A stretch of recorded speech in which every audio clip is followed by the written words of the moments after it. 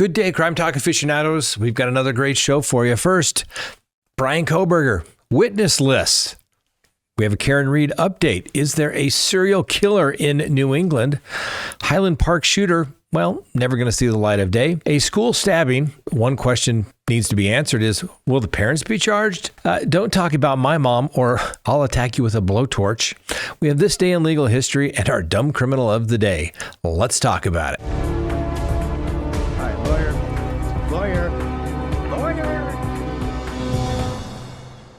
Good day, everyone. My name is Scott Reich, and this is Crime Talk. Thanks for joining us. You know the drill. Subscribe if you haven't. Like if you do. Leave me a comment below. Hit that little bell for notifications. And yes, go check us out on any of your favorite podcasting apps as well.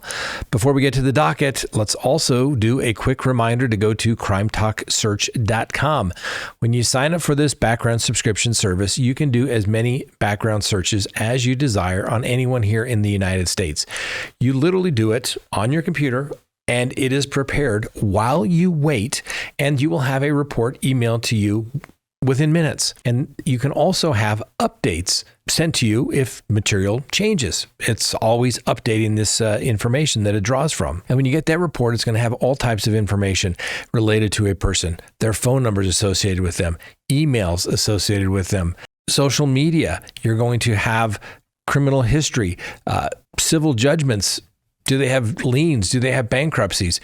Everything you need to know, like, are they married? Are they divorced? Are they on one of those sex offender registries? Yes, everything you want to know about somebody coming into your life, you can find out at crimetalksearch.com. Go do it. You're going to be happy that you did. All right, let's go ahead and open the record today for April 24th, 2025. And yes, witness lists in the Bryan Kohberger case. But wait, are we going to get to see the witness lists? No. Why? Because they have been sealed. Let's take a look here. The prosecution filed a couple of new documents today. Notice of compliance and motion to seal state's witness and exhibit lists. Comes now, the state of Idaho, by and through the Latah County prosecuting attorney, and hereby moves and provides notice that the state has hand-delivered proposed exhibit lists, copies of exhibits, and proposed guilt phase witness lists to defense counsel pursuant to the court's October 8th, 2024 unredacted sealed ordering governing further criminal proceedings and notice of trial setting. Now, of course, that order is sealed, so we don't get to see it either. But the court's case management order, trial management order, whatever they call it in Idaho specifically here. But the reality of it is that's everything the court imposes. These are the deadlines and you must comply. If you don't comply, you could have deemed waived anything that should have been done. So we know the prosecution. Now, don't get me wrong. This is a big case and it's going to last a long time. Yes, the prosecution probably already has this. But normally, prosecutors aren't made to turn over their witness lists until maybe 7 days before trial. You know, you have a witness list, and that's the other thing. Normally, what takes place is you get a list of witnesses. And if that list of witnesses is updated, it's a public filing as to who is going to be a witness in the case. But remember, we are dealing with Idaho as well. So we got that. And then the court finally signed the orders sealing the requested jury instructions, order sealing phase 1 witness lists. Anyway, this is the defense also had to turn over their phase 1 witness list, which is kind of their general witness list. And then as we get closer to trial, there will have to be a good faith witness list. Who are you really going to call? We understand you have endorsed everybody under the sun because you have to, but who are you really going to call?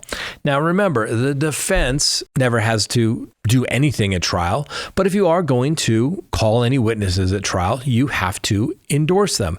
You have to say, here's the witness's name, their address and phone number if you know of them, and then they will be or should be made available for interview by the prosecutor. Now, the prosecutor cannot make a witness speak with them, but certainly it gets a little hay on cross-examination when you say, oh, you wouldn't talk with us? What are you hiding? That type of negative inference.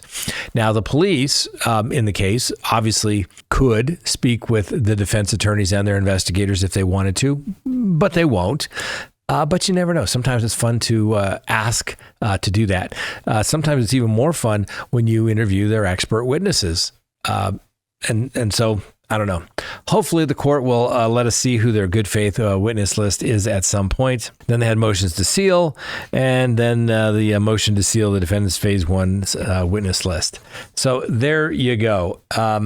Everything's sealed yet again. And I don't get it. I mean, I understand the prosecution. We don't want any people being intimidated, influenced, not wanting to testify, things along those lines. But we generally know who it's going to be. All right. And nobody should harass a witness in a criminal case. That's just a no-no. You know, part of the justice system is that people come to court. They testify under oath, under the pains and penalties of perjury if they were to give false testimony. That's part of our system. We don't want people not to show up. We want them to show up so that the truth comes out. That's what happens in an adversarial system. But the reality of it is, there's always going to be some knucklehead out there that's going to do something stupid and go and try to intimidate or dox a particular witness. And here, there's no reason to.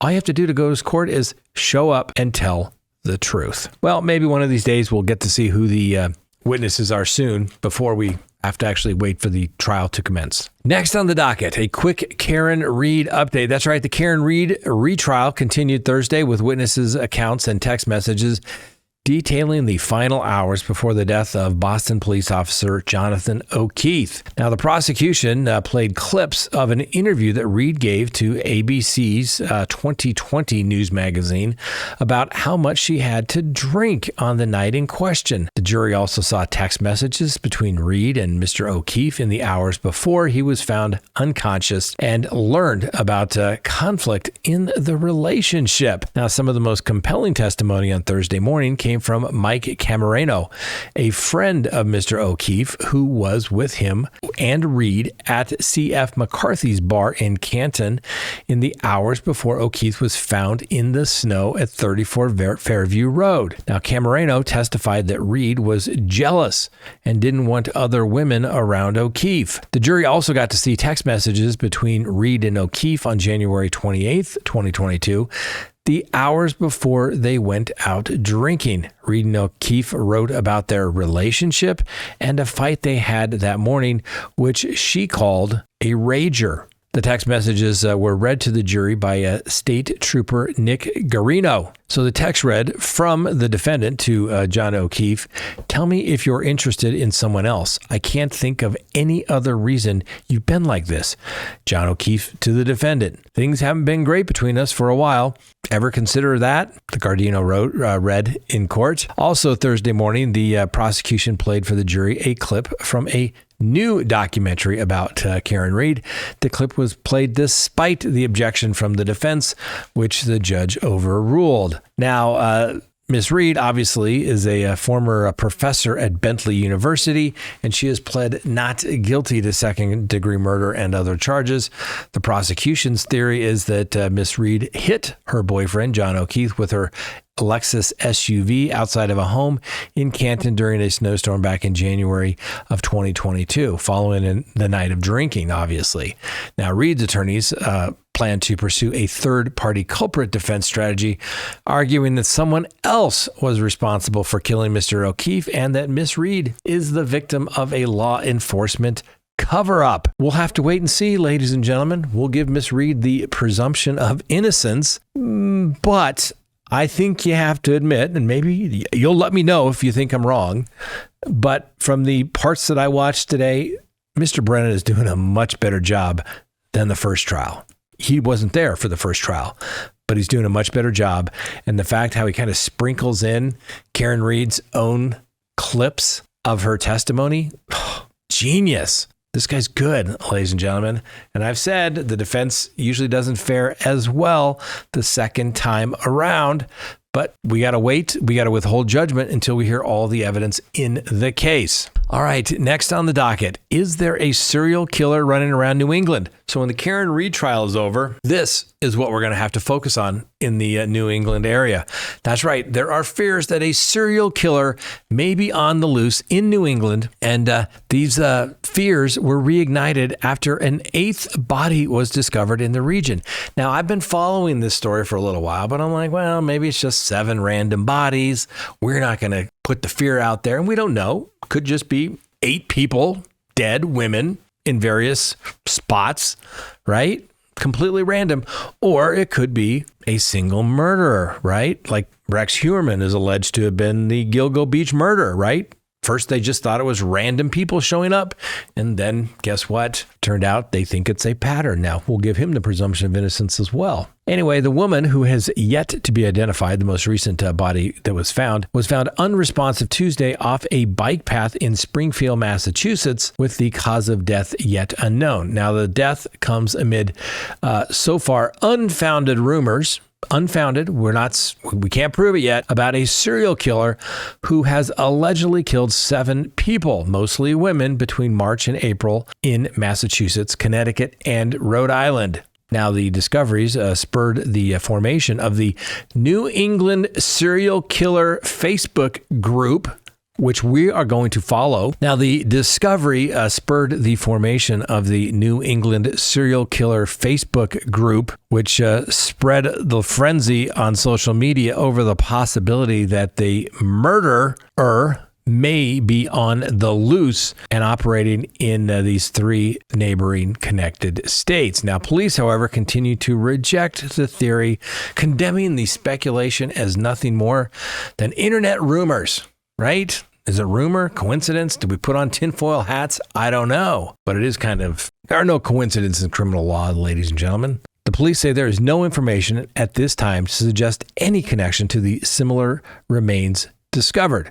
And there is also no known threat to the public at this time. How many times have we heard the police say that before, ladies and gentlemen? There's nothing to fear but fear itself. There's nothing to fear at all.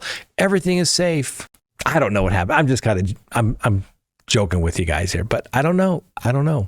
Police have also have no reason at this time to believe that the latest body found is connected with any of the other deaths, adding that the Springfield Police Department had noted that in a release. Now, a medical examiner is set to determine the cause of the woman's death as police work to identify her. Now, so far, only 3 of the 8 bodies have been identified, all women, with officials noting that some of the bodies recovered were degraded, making it hard to identify the deceased individuals. One of the women was Paige Fannin. She was 35 from West Islip, New York, who was found on March 6th in the Norwalk River. The Norwalk police noted that her clothing and personal items were found on the banks of the river, which prompted a dive team to go searching for her. And of course, they found her. Then we have Denise Leary. She's 59. She was a mother of 2 who disappeared back in September, with a discovery in New Haven on March 21st. Then we have Michelle Romano, 56, of Warwick, New York, was found on March 26th in Foster. Like Leary, she had been declared missing before her body was actually discovered. And then the cause of death of all 3 women has yet to be released to the public. Police also believe that another of the deceased, the person found in Killingly, was a middle-aged woman. Now, the New England Serial Killer Facebook group now has 65,300 members, 15,000 of which joined in the last month. Inquiring minds want to know, ladies and gentlemen. We love a good rumor. Now, we're going to be smart about it. Hey, you never know where this could lead. I don't know. Go check us. We're going to join. We're going to join the New England Serial Killer Facebook group. It's going to add 65,301 members. I hope they let us in. We love a good mystery, don't we? Of course we do. We love a good mystery. Next, a mass shooter is never going to see the light of day. Robert Crimo III. Remember this guy? He pled guilty to the deadly 2022 mass shooting at a July 4th parade in Highland Park, Illinois. That's right. He just got sentenced back in 2022. Here we are, almost 3 years later. Anyway, the judge is locking him up and throwing away the key, obviously figuratively speaking. But a judge in Illinois this morning sentenced Crimo to 7 consecutive sentences of natural life in prison without the possibility of parole, which is exactly what the prosecutors were requesting. Now, the sentence comes on the heels of a very emotional several days in court with survivors and family members of those that Crimo killed, testifying about how their lives have been changed when he pulled the trigger. 7 people died in the shooting, and the mass murderer is going to spend the rest of his life behind bars after pleading guilty to 21 counts of first-degree murder, 3 counts of each person killed. He also pled guilty to 48 counts of attempted murder with dozens of people wounded in the shooting. Now, cops claim that Crimo pre-planned the attack and dressed in women's clothing to disguise himself in an effort to evade the police. Prosecutors allege he took up position on a rooftop and fired 83 shots in 40 seconds, then walked to his mother's nearby home, took her car, and led police on a high-speed chase before he was ultimately arrested. Now, Crimo was not in court on Thursday to hear his sentence, apparently refused to attend. If I was the judge in that particular case, I would issue a drag order and say, oh no, you're going to be here when you hear your sentence. Now, it doesn't really matter. 1 life sentence, 7 life sentences, it doesn't really matter. But the point is, he should be there in court. I've seen judges issue drag orders for less serious cases than that. Anyway, when handing down the sentence, the judge said that Crimo has a complete disregard for human life, is irretrievably depraved, permanently incorrigible, irreparably corrupt, and beyond rehabilitation. I think that about sums it up. You know, you got 7 people that you killed plus numerous others that you wounded. I just don't see much redeeming quality there that any judge, I don't care what your philosophy is on criminal justice, you're never getting out. Never getting out. All right, what the heck is going on in schools today, and why aren't more parents being charged? Now, you say, what is that talking about, Scott? Well, remember the Crumley case, right? The Crumleys, their son had the gun and he went to school and he did terrible things and killed 4 people, and they charged the parents. And I've said ever since then, all these little things that come on, like even the case down in Florida the other day, we didn't really talk about it, but the shooter at the college in Florida, whose mom just happens to be a police officer, who let her son get a hold of the gun to which she went to shoot people with. Is she going to be charged? Kind of goes to my point. You don't always know what people are going to do. You don't. Anyway, a fight in a hallway turned into a crime scene at a Virginia high school when a teenage boy was stabbed by a fellow classmate. Now, the chaos broke out at the West Potomac High School in Fairfax County on Wednesday morning when a fight between 3 students took somewhat of a vicious turn, resulting in a 16-year-old boy being stabbed by a 15-year-old student. The unidentified victim was rushed to the hospital for life-threatening injuries, including leaving behind a trail of blood, and it kind of left everybody there at the school shaken and stunned. Now, the 16-year-old boy's condition has since been updated from critical to stable, with the Fairfax County Police Department confirming that he is now on the road to recovery. The statement from the police department said, "The good news is that the stabber, the perpetrator, the assailant is in custody. It's sad that the stabber is 15, but we're working through the circumstances of his involvement and the involvement of others," the police noted. So what happened? About 9:40 a.m. on Wednesday morning, students crowded together as a fight broke out between 3 teenage boys in the school hallway, with the witnesses quickly pulling out their phones to videotape the fight, right? Anyway, there's video footage that was captured in the moment as the brawl erupted, beginning with a student in a red shirt relentlessly throwing punches at a classmate in a black shirt as he crouched against the wall, trying to shield himself from the punches. Seconds later, a third student in a white shirt steps in, trying to break up the fight as he was seen throwing punches at the red shirt teen. The high school in the red immediately took off after his classmate in the white shirt, chasing him through the hallway as the boy in black got off the floor and jumped back into the fight, so to speak. However, the teenage brawl turned almost deadly in a matter of seconds when the 15-year-old student pulled out a knife and stabbed the boy in the red shirt. Video taken by witnesses now circulating across social media showed that both students and adults gathered around who saw him bleeding, and the blood soaked through his shirts. Other angles show blood splatter across the floor as the teenage boy lay on his back, pretty much motionless there, and occasionally a twitch of his hand or a faint cough breaking the stillness of the video there. In one clip, the teacher standing over the teen began screaming for someone to call an ambulance while demanding the students put their phones away and stop recording. That's the part that gets you. I get it. Everybody wants to record. I get it. But if somebody is injured, put the damn phone down and call 911. Anyway, the police arrived within minutes, taking the unidentified 15-year-old suspect into custody, and he's been charged with malicious wounding. Police confirmed that the stabber and the victim knew each other, and the knife used in the fight was recovered. Like I said, why were the parents not charged? How dare you know that your child is taking a knife to school? What do you mean you didn't know your kid took a knife to school? Well, you should have known. What kind of decent parent are you?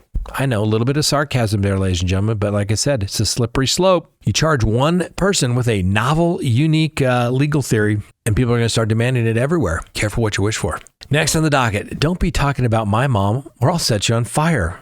The blowtorch. That's right, ladies and gentlemen. A Texas man allegedly made a makeshift blowtorch with a Lysol can, a lighter, and a Gatorade bottle filled with gasoline in an attempt to assault a coworker who he believed made an offensive comment about his mother. That's right. Don't be talking about mama that way. No. Anyway, the suspect, Khalid Alindi, and the victim both worked at the Imperial Star Solar in Tomball, Texas, which is apparently a suburb of Houston. And apparently they worked on an assembly line of some type. Anyway, the victim was in the parking lot when Alindi approached him and asked him his name. Alindi pulled out the Gatorade bottle and began spraying the gasoline on the victim. According to the arrest affidavit, the suspect then allegedly took the lighter and Lysol spray can, tried to light it on fire as if it was a blowtorch as he chased the victim around the parking lot. After the victim fell, Alindi straddled him and tried to spark the blowtorch once again, but it didn't light this time. The suspect said that he was going to mess up the victim over comments he made about his mother in Sudan before repeatedly punching him in the face. Witnesses broke up the fight. The victim told the police he did not know the defendant or his mother and has never been to Sudan. He suffered a possible fracture to his left ankle, bruising to both eyes, and his eyes were irritated from the gasoline. Needless to say, Mr. Alindi was arrested and charged with aggravated assault with a deadly weapon and remains in the Harris County Jail on a $50,000 bond. Maybe he can use a makeshift blowtorch to cut the bars like a welding torch to get out of jail. Next, this day in legal history. On April 24th, 1800, the United States President John Adams approved $5,000 to fund the establishment of the Library of Congress. Yes, ladies and gentlemen, they've been collecting every book ever since and a bunch of other stuff as well. Then in 1833, the United States Supreme Court hears Bryan v. Baltimore, later ruling that the Bill of Rights does not apply to states, shaping early constitutional law. So just to give you a little more background, because it's an interesting case, Bryan v. Baltimore, 1833 ruled that the Bill of Rights applied only to the federal government and not the states. Well, how do we get around that? Well, the 14th Amendment, ratified in 1868, right, after the Civil War, particularly its due process and equal protection clause, laid the groundwork for later overturning this precedent through the doctrine of incorporation. Now, the Supreme Court, starting in the early 20th century, began selectively applying Bill of Rights protections to the states via the 14th Amendment's due process clause. So, for example, key cases, Gitlow v. New York and Cantwell versus Connecticut, that will go back to 1925 and 1940, started this process with most protections incorporated by the mid-20th century. So while the 14th Amendment passage did not explicitly overrule Bryan v. Baltimore itself, its holding was effectively superseded as the courts interpreted the 14th Amendment to extend the Bill of Rights protections to the states. today, most of the Bill of Rights applies to state governments through incorporation. Now, isn't that interesting, ladies and gentlemen? Because most people think, oh, freedom of speech, Second, Fourth Amendment. It originally only applied the limitations on the federal government. The state, who has the police power in the states, it did not. Because remember, it was strong states' rights when the Bill of Rights was passed. They didn't want the federal government, telling them what to do. They want to be, locally ruled, so to speak. And then obviously the 14th Amendment after the Civil War incorporated that. But, it wasn't up until a couple of years ago that the Second Amendment was actually determined to be a fundamental right to all citizens in the United States. Rather interesting, isn't it? I think it's amazingly interesting. I don't know. I just love the history, legal history. I love it. All right. Next, April 24th, 1928, the Supreme Court rules in Olmstead versus United States, upholding warrantless wiretapping, a pretty significant ruling under the Fourth Amendment, but that was later overturned in 1967, which meant that the government didn't have to get a warrant to eavesdrop on you like through the early phone lines. Now they have to do that. Now, if you were sitting on a park bench talking to your neighbor and they happened to be sitting on the park bench right behind you and overheard it, that was never a problem, right? You have no expectation of privacy in the public. And then on this date, April 24th, 1961, the Bay of Pigs invasion failure leads to legal scrutiny of CIA covert operations and the executive war powers. In 1967, the United States Supreme Court hears Loving v. Virginia, striking down bans on interracial marriage. Obviously, a significant landmark civil rights ruling. And finally, our dumb criminal of the day.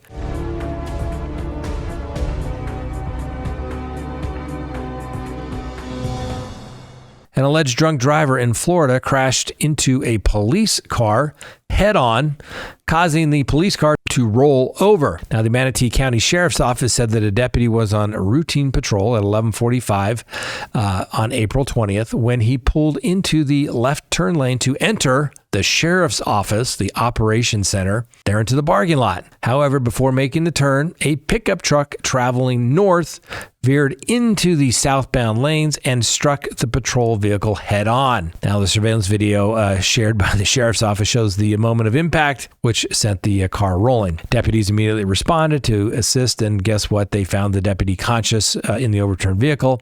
He was treated with minor injuries. Now, the driver of the truck, later identified as William Thomas, well, let's just say he was a little non-compliant with the police deputies and their commands, and allegedly displayed apparently some signs of impairment and a strong odor of an unknown alcoholic beverage. Well, Mr. Thomas was transported to the hospital, and after he was medically cleared, he was transported to the jail. At the jail, Thomas consented to a breath test, which revealed that his blood alcohol concentration was 0.279. Yes, almost 3 times the legal limit of alcohol. There you go.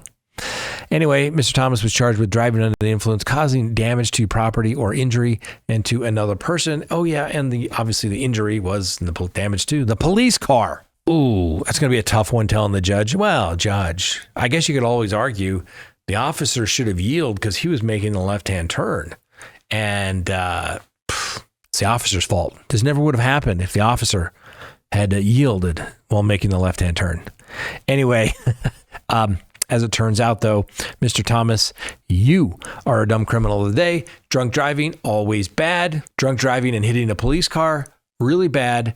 In fact, it's dumb. All right, that's all we have for today, ladies and gentlemen. Thanks for watching. We'll see you next time on Crime Talk. And remember, the Constitution matters.